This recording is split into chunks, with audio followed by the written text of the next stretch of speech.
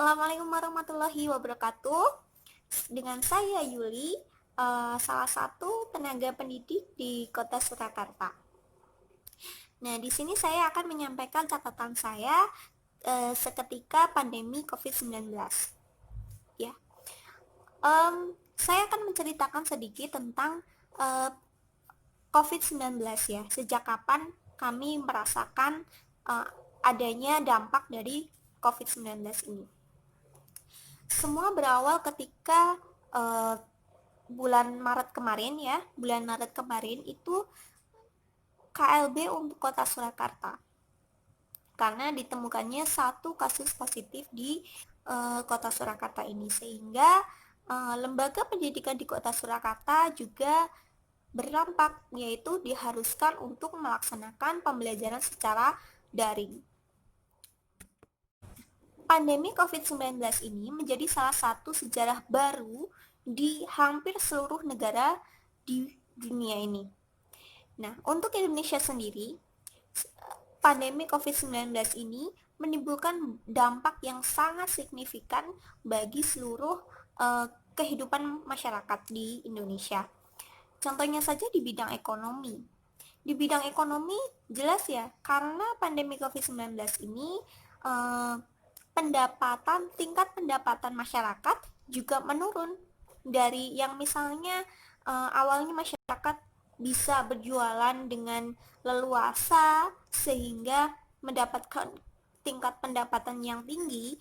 Nah, karena adanya pandemi COVID-19 ini mereka dibatasi, tidak bisa leluasa seperti sebelum adanya pandemi COVID-19, sehingga hal-hal yang seperti itu bisa menyebabkan menurunnya tingkat daya beli masyarakat.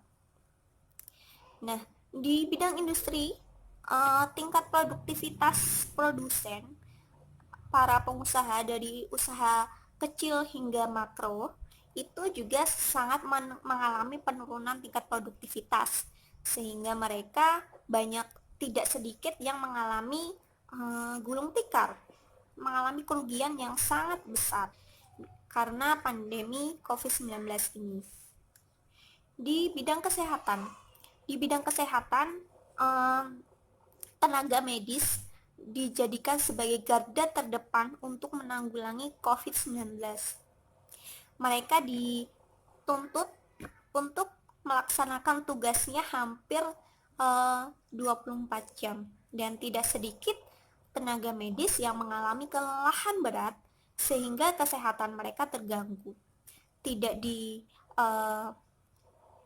dipungkiri ya bahwasannya tenaga medis itu juga manusia yang membutuhkan waktu istirahat yang cukup. Nah, di bidang pendidikan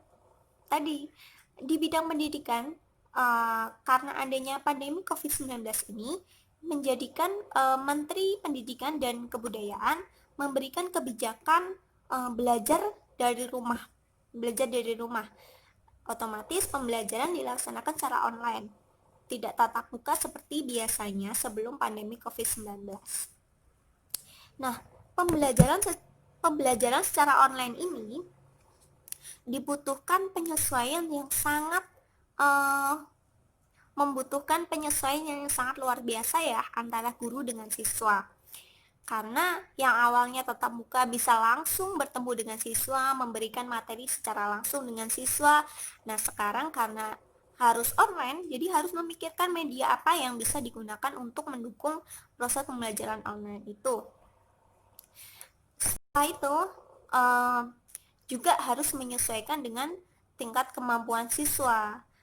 Tidak hanya tingkat kemampuan siswa, tapi juga menyesuaikan dengan keadaan orang tua siswa mungkin di rumah.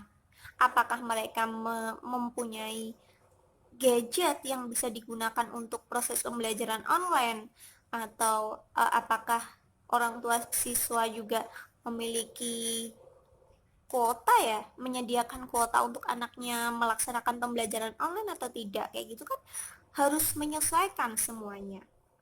Setelah pemerintah Kota Surakarta mencanangkan pembelajaran secara daring untuk lembaga pendidikan di Kota Surakarta, kami para guru memikirkan media apa saja yang bisa digunakan untuk pembelajaran secara online agar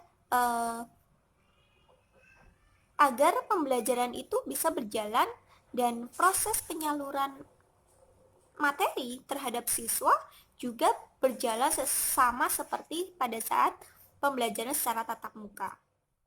Sekian dulu catatan Yuli part 1, tunggu part selanjutnya ya. Mohon maaf jika ada kesalahan. Jika video ini bermanfaat, jangan lupa like and share, subscribe juga. Dah. Assalamualaikum warahmatullahi wabarakatuh.